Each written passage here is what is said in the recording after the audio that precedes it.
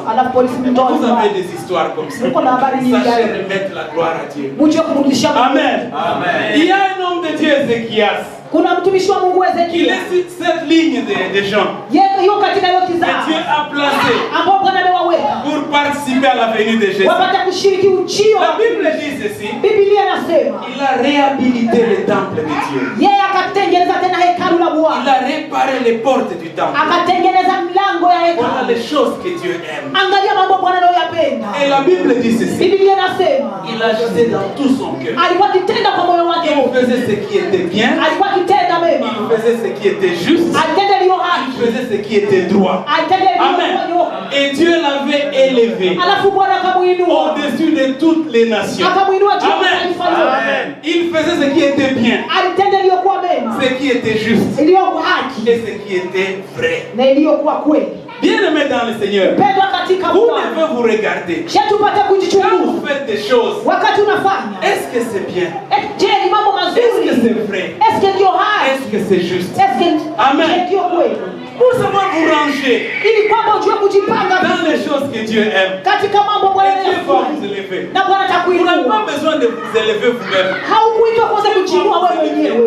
Il va mettre un support et les gens vont te voir. Si vous élevez vous-même, vous allez tomber par terre.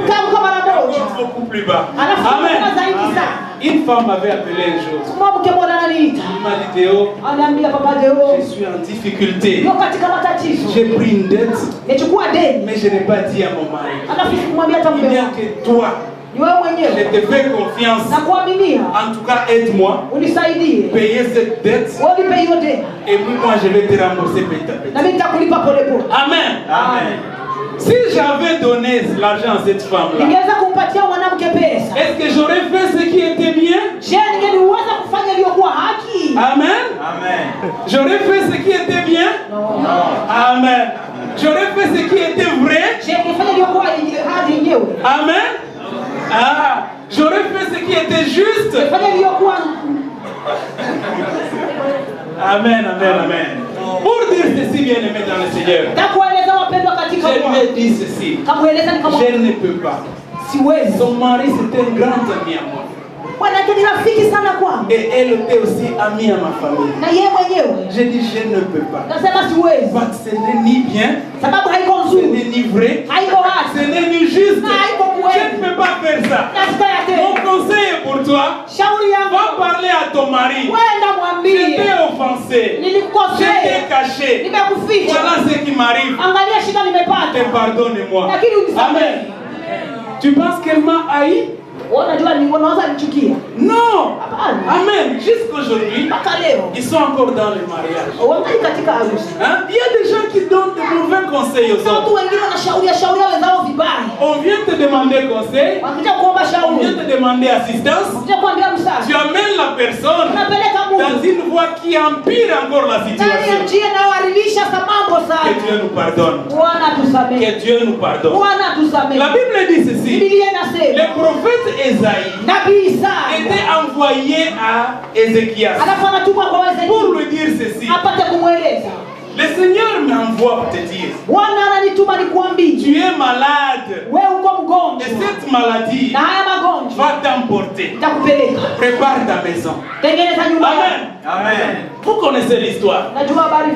Mais moi je vais insister un tout petit peu ici. Le prophète a dit à Ézéchias, tu es malade. Mais il n'a pas dit, tu souffres de quelle maladie? Amen.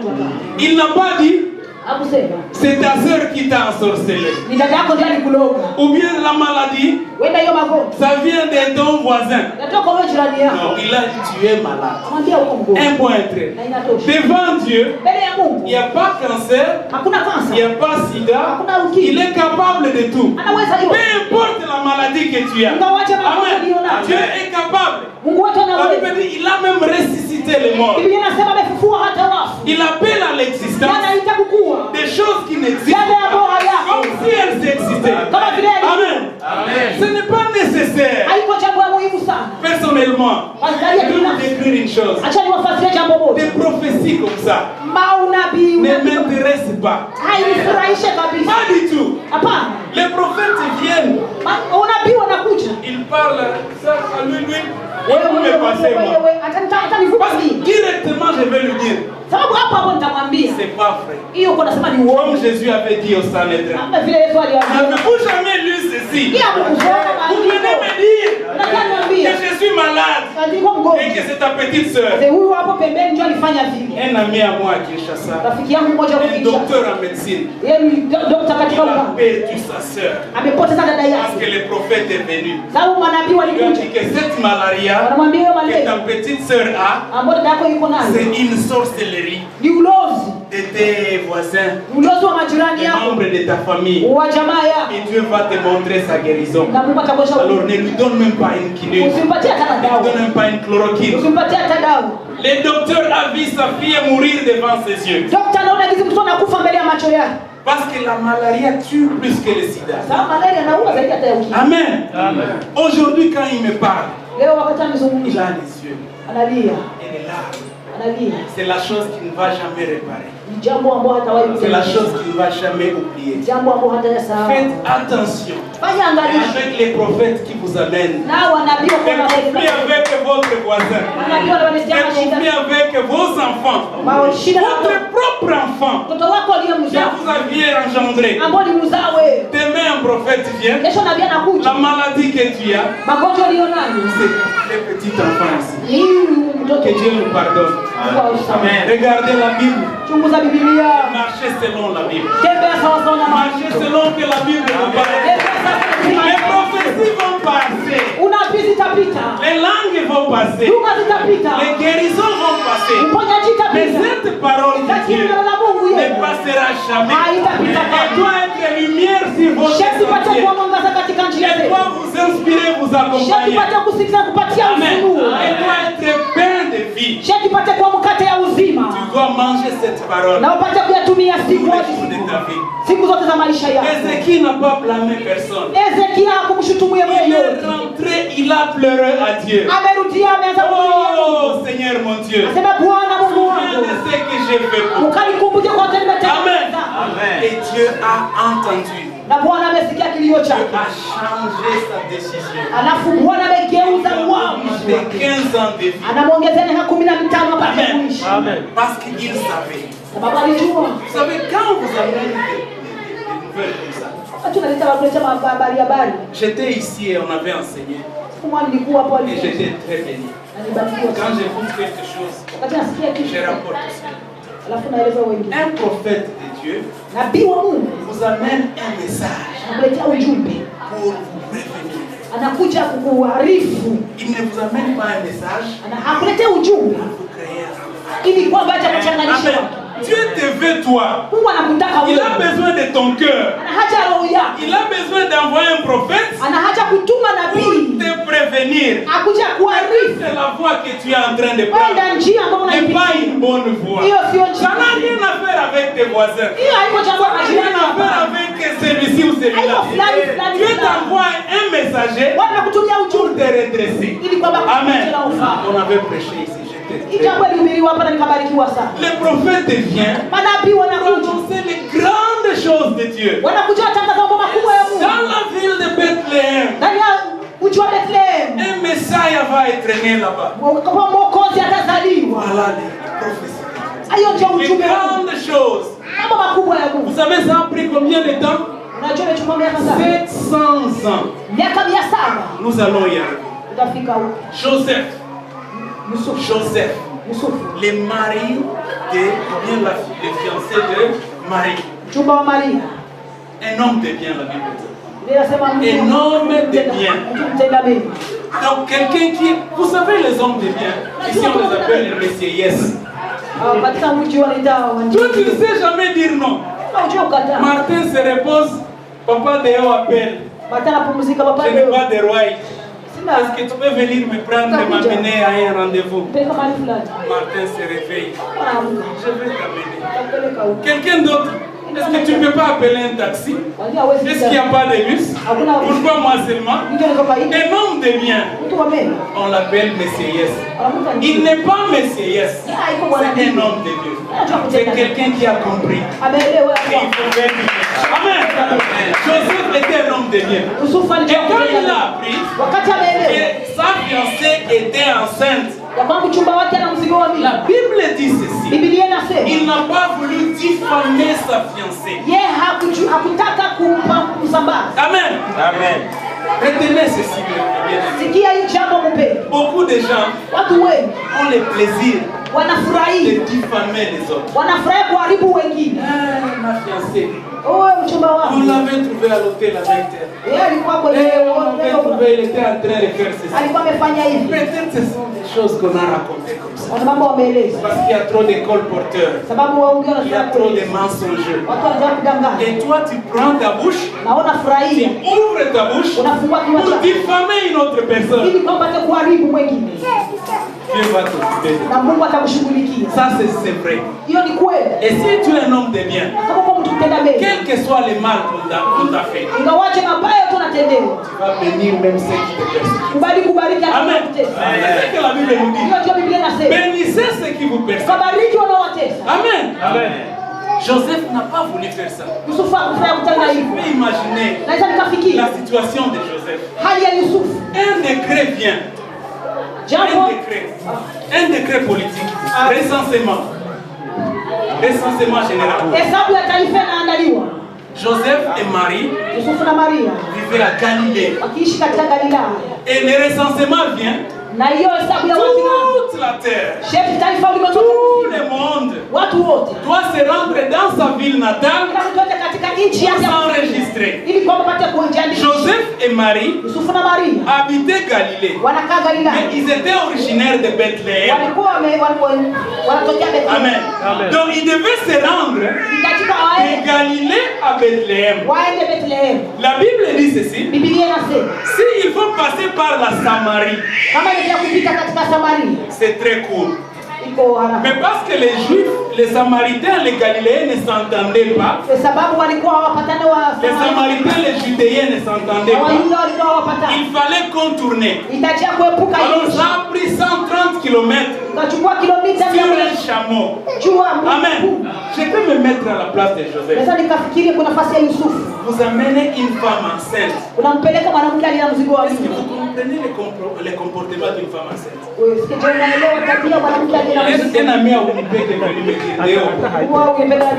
Mon épouse, il m'a demandé les hamburgers. Je suis allé, j'ai acheté les hamburgers. Je suis venu avec beaucoup de plaisir. Elle m'a dit, bon, attends, mais seulement là-bas, je vais manger. Elle est rentrée de la chambre. Oh, papa, peut-être pas les hamburgers. Est-ce que tu peux avoir les pizzas? Il était très mal à l'aise. Ok, je vais chercher les pizzas. Il est allé chercher les pizzas. Il a amené les bonnes pizzas.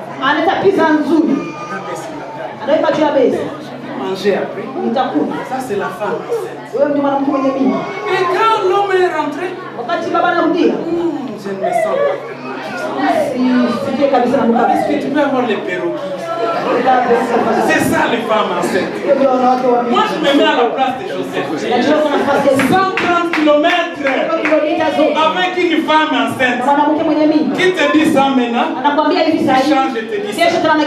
Tu amènes les chaussettes rouges et te demande les chaussettes vertes. Tu mets les tomates? Non, non, il ne faut pas. Donc c'était difficile. Mais la Bible dit c'était un homme de bien. Dieu l'a préparé. Il l'a accompagné. Ce qui m'intéresse dans tout ça, Dieu est souverain. Et Dieu est grand. L'affaire de Jésus, c'est l'affaire de toute la terre. Que tu le veuilles ou non, que tu acceptes ou pas, la naissance de Jésus, c'est une affaire du monde entier. La Bible le dit clairement. Il fallait que Joseph atteigne Bethléem pour que la parole prédite par le prophète Michée. Ili kwamba neno tabiriwa na nabii Que un sauveur sera né à Bethléem. Amen. Il fallait que cette parole s'accomplisse. Itajika yeye apate kutimilika. La Bible dit ceci. Biblia inasema Joseph arrivait dans des hôtels. Yusufu anafika Il katika n'y avait pas de place. Hakuwa nafasi Il va yoyote. dans un autre hôtel. Anaenda mahali Il pengine. n'y a pas de place. Hakuna mahali Il marche. Anatembea Il n'y a pas de place. Hakuna lolote. Jusqu'à ce qu'il est arrivé Hadi kizi à amefika. Bethléem. Amefika Et Bethlehem. dans une crèche. Na Et katika Jésus a été né. Yesu amezaliwa. Amen. Amen. La parole de Dieu ne peut que s'accomplir. Neno la Mungu sharti ipate kutimilika. Quand Dieu parle, Wakati Bwana ananena, accompli. yeye anatimiza. Comment tu peux comprendre Namna gani utaelewa? quelqu'un qui habitait Mtu alikuwa makaa. la ville de Galilée? Anakaa katika mji Il wa avait ses Galilaya. affaires là-bas. Alikuwa na kazi zake Mais huko. une affaire de la naissance de Lakini Jésus-Christ habari ya les déplace de Galilée inamtoa watu wa pour que Galilaya. cet enfant soit né à Ili Bethléem. kwamba mtu atakapozaliwa katika Et Bethlehem.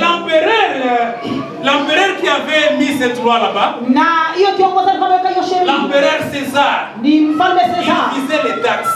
Yeye alikuwa Il anataka n'avait taksi. rien avec Jésus. Yeye alikuwa anataka Il faisait les taxes. Comme vous êtes ici. Kama vile uko hapa. Taxes, taxes, Eh, taxes. taksi tunalipa. Mais avec ça, Pamoja na hiyo, ça a participé ikashiriki à la naissance de Jésus-Christ. katika kuzaliwa kwa Comme Yesu. la parole l'avait prédite. Kama vile neno litabiriwa. Comme le prophète l'avait Kama prophétisé. vile nabii alinena. Il sera né Yatazaliwa dans une étable, katika dans mchumba. une crèche, Alipakulisha mambo. mailloté, dans les habits, dans les... Yaki akifungwa katika vitabu. Amen. Amen. Ça c'est la grandeur de Dieu. Hiyo ni ukubwa wa Mungu yeye. Moi je ne veux pas comprendre Dieu. Alafu mimi sitafuta Je kumuelewa veux Mungu. l'aimer seulement. Nitamupenda. Qu'il soit, que je sois en bien, Iwe que vizuri. je sois dans une situation difficile, Iwe katika ile matatizo. Dieu va rester Dieu. Bwana tabakia Mungu Et yeye. il va rester souverain. Na tabakia mwenye mamlaka Et yote. nous allons l'adorer. Na tutamwabudu. C'est comme Paul dit ceci. Kama vile Paulo anasema, J'ai appris nimejifunza à remercier Dieu kumshukuru Mungu dans l'abondance katika et uwingi dans la dizaine, na katika ukosefu, dans le succès katika et kuweza dans l'échec. na katika kushindwa, Parce que Dieu reste Dieu. sababu Mungu anabaki Mungu. Il n'est pas Dieu parce que tu es comme ceci. Yeye haiko Mungu sababu uko Il est Dieu hivi. parce qu'il est Dieu. Yeye iko Mungu sababu iko Mungu. Amen. Amen. Et nous allons même esquisser les gens mauvais. Alafu tutaenda kufukata wengine watu wabaya. Je ne veux pas aller trop loin parce que la liste est longue. Sitaenda mbali sababu mstari mrefu. On a parlé d'Ézéchias. Anazungumza tumezungumza. Il a donné naissance à Manassé. Alafu Ezekia anamzaa Manase. Dans notre intelligence humaine, Ndani ya akili yetu ya nous binadamu croyons que tel père, tel fils. tunajua eti baba kama N'est-ce vile pas ça que baba. vous entendez? Oui. Tel père, tel fils. Eti baba kama vile ali mwana kama vile aliye baba. C'est pas ça devant Dieu. Sio hiyo mbele za Mungu. Ézéchias était un homme de Dieu. Ezekia alikuwa mtu wa Mungu. Tout ce qu'il avait fait Yote aliyoyatenda était bien sur les yeux, devant les yeux. ilikuwa mema kwenye macho ya Mungu. Il a donné naissance à Manassé. Alafu amekuzaa Manase. Manassé c'était un homme de mal. Manase alikuwa Tout mtenda ce qu'il maovu. a fait dans tout son règne, Yote ametenda katika utawala c'était de wake. l'iniquité, Ilikuwa ni maovu na maovu. du mal devant Dieu. Maovu mbele za La Mungu. Bible dit ceci. Biblia inasema, Manassé a réhabilité les idoles. alafu akarudisha miungu. Il a réhabilité Baal. Akarudisha Baali. Il a répandu beaucoup de sang d'innocents. Alafu akamwanga damu D'un bout à Jérusalem jusqu'à l'autre bout de Jérusalem. toka upande wa Yerusalemu mmoja hadi upande mwingine. Il a fait tout ce qui était mal aux yeux de Akatenda Dieu. yote yaliyokuwa maovu kwenye macho ya Mungu wetu. Mais retenez une chose. Lakini elewa jambo moja. Manassé, c'est le roi le plus longtemps, qui a été le plus longtemps roi d'Israël. Manase ndiye mfalme ambaye ametawala Israeli kwa miaka mingi. Parfois, vous pensez que Kwa mara nyingine tunafikiria kwamba il est tellement mauvais qu'il ne va pas faire longtemps. mbaya hajaweza kugawanya. C'est pas toi qui établis les autorités. Sio wewe ndio unaweka mamlaka. C'est pas toi qui établis les chefs. Sio wewe ndio unaweka viongozi. Joseph, qui était un bon, Yusufu ambaye il n'a alikuwa pas mzuri. vécu aussi longtemps que Manassé. Yeye hakutawala hata miaka mingi kama vile. Manassé a été roi pendant 55 ans. Manase ameongoza taifa miaka Et pendant les 55 ans, il a fait des choses ignobles, abominables, amefanya maovu incroyables. isiyoaminika. Mais Dieu l'a laissé là-bas. Mungu amemwacha hapo. Dieu a son plan. Mungu ana mpango wake. Il peut élever les bons, Anaweza kainua il mwema. peut élever les Anaweza mauvais, pia kainua mbaya. il peut élever les justes, Anaweza kainua mwenye il haki. peut élever les faux, Anaweza pia kainua il peut élever les fidèles, Anaweza kainua mwaminifu. Il peut élever les infidèles. C'est pour sa souveraineté. Amen. Ne vous mettez pas dans les discussions.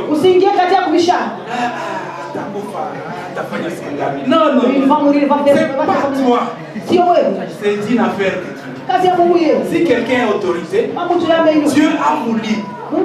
Je ne sais pas pourquoi. Moi, je ne peux pas me mettre à la place de Dieu. Parce que la Bible dit ceci. Les voies de Dieu sont insondables. Dieu écrit droit avec des lignes courbes. Amen.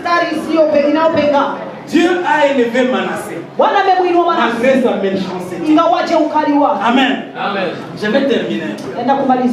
Timothée, chapitre 2.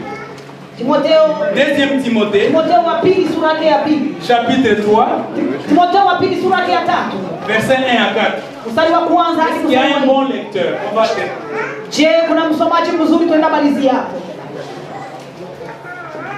2 Timothée, chapitre 3, verset 1 à 4. Nous allons lire au nom de Jésus.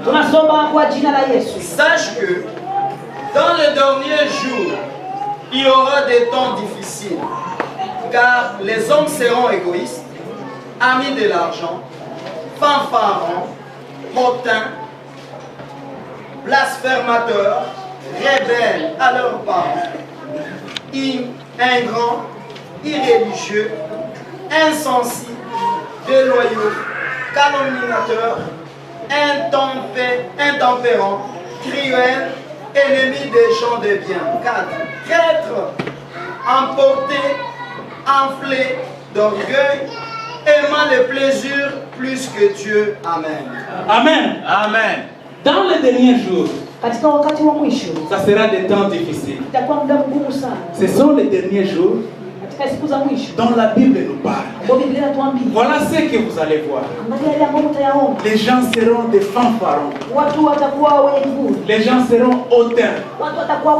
Les enfants seront impolis. Les gens seront intempérants. Les gens vont aimer les plaisirs plus que Dieu. Les gens vont aimer l'argent. Les gens seront des ingrats. Tout ça, ce sont des signes pour que nous voyions que ce sont les derniers jours. Amen. De la même manière que Dieu a placé les gens mauvais et bons pour la première venue de Jésus-Christ. Dans les derniers jours, Jésus va rentrer. Il va rentrer pour juger les bons. Il va rentrer pour prendre son église. Et voilà les signes que la Bible nous dit. Il va encore faire la même chose. Si vous voyez des gens, comprenez que il faut que ces gens soient là pour que l'écriture s'accomplisse. Ne soyez pas étonnés si tu tombes sur un fanfaron. Fanfaron, c'est quelqu'un qui s'amplifie. Tu le vois pour la première fois. Moi j'ai 4 voitures. J'ai 10 maisons. Je suis allé en Israël 3 fois. Je parle à tel chaque jour. J'ai été dans les concerts de Michael Jackson. Qu'est-ce qu'il cherche? Ce sont des fanfarons. Il a parlé à Papa Martin une fois. Moi je parle à Martin tous les jours. On se retrouve chaque jour. Alors qu'il a déjà parlé une seule fois. Ce sont des fanfarons. Des gens comme ça, quand vous les voyez, sachez que c'est... Il faut que ces gens soient là. Pour que la parole de Dieu s'accomplisse. Amen. Les gens sont hautains. Hautains. Parfois moi je me dis ceci. Pourquoi? Qu'est-ce qu'il a? Et je comprends Dieu. Parce que s'il l'avait, il serait plus au ciel. Dieu ne donne pas ces gens. Atamaliza watu yote. Hata kama tika. Amen. Mais Dieu résiste aux orgueilleux. Wanapinga wenye kiburi. Il élève les humbles. Si vous voulez être élevé, Amen. et Dieu va va t'élever. Amen. Quand vous rencontrez des gens au thème, malheureusement, ils sont très écoutés. Malheureusement, ils sont très écoutés. Ils trompent beaucoup de gens. Ils trompent beaucoup de gens. Surtout les mamans, les enfants, et certains papas. C'est très dangereux. C'est pas difficile de savoir un auteur. Ostentation, une caractéristique des auteurs. Les gens qui veulent les choses qui apparaissent. Pour qu'on pense qu'il est licolo. Si vous voyez des gens comme ça, c'est les derniers jours. Dieu ne nous a pas donné la date, il ne nous a pas donné l'heure, il ne nous a pas donné l'année, mais il nous a donné les signes. Amen. Regardez seulement les signes. Quand vous allez voir ces choses, et les choses qui ressemblent à ça, sachez bien que vous êtes dans les derniers moments. Amen. Il y a des gens, les enfants aujourd'hui. La Bible dit, les enfants ne seront plus obéissants à leurs parents. Tu demandes à l'enfant d'aller dormir. Il ne va pas, non, I cannot go. Dans cette télévision là-bas. Non, Dad, I can. Why? I can't. Tu envoies l'enfant pour aller t'acheter quelque chose. Non, Mom, do it yourself. Pour regarder ces choses-là. Moi, personnellement, j'ai vu un enfant qui a dit à son père, Shada. Ça m'a blessé. Je suis rentré à la maison. J'ai dit vraiment j'allais donner une gifle.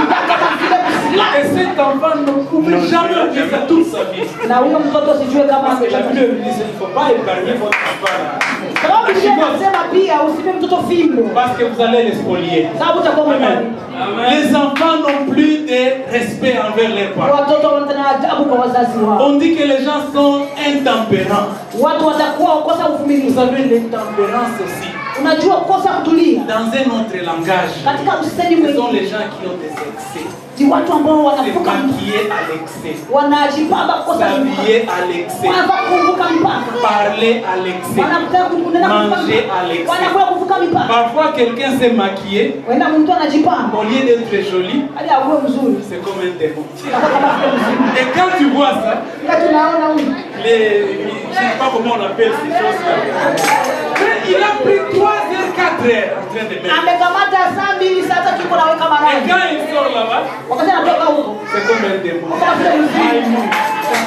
Amen. C'est le signe de la fin. Mais je vais vous dire ces choses-là, on peut continuer la liste. Il y a toutes sortes de qualifications. L'ingratitude. Si tu as aidé quelqu'un dans la vie, 90% des cas, il ne va même pas te mentionner que c'est moi qui t'ai aidé. Comment tu es venu ici au Canada? Baboule. Alors que tu as ton frère ici, qui est allé à l'immigration, qui est allé à l'église, il a introduit des dossiers, il t'a envoyé l'argent à Kampala, il t'a maintenu en vie pendant longtemps, et quand tu arrives ici, baboule. Nous on savait entrer dans des bureaux. Tu manques même de la connaissance, l'ingratitude. Et je vais vous dire une chose. Des gens comme ça, Dieu les résiste. Dieu les résiste. C'est pas moi qui va dire viens ingrat, ça ne marchera pas. Ça peut marcher ou pas. C'est pas mon affaire. C'est l'affaire de Dieu. Parce que Jésus lui-même, il avait guéri des gens. Trop peu sont rentrés et dire merci. La liste est longue. Mais la Bible dit ceci, que ceux qui sont justes continuent à être justes. Ceux qui sont mauvais continuent à être mauvais. Parce que le Seigneur dit je viens avec ma rétribution pour payer à chacun. Nous prêchons parce que nous voulons que les gens s'alignent watu wako kwenye mstari de façon positive katika hali inayofaa sur cette lignée katika hiyo qui mstari prépare le retour de ambaye Jésus. anaandaa kizazi na anaandaa C'est mwisho wa pourquoi il y a la parole. ndio sababu kuna C'est neno pourquoi il y a l'église. ndio sababu kuna C'est kanisa pourquoi il y a les ndio serviteurs. sababu kuna watumishi C'est pourquoi il y a tout ce que ndio nous sababu voyons kuna ici. yote tunayoona Pour mahali que nous hapa puissions nous ranger. ili kwamba tupate Parce que si nous nous rangeons, sababu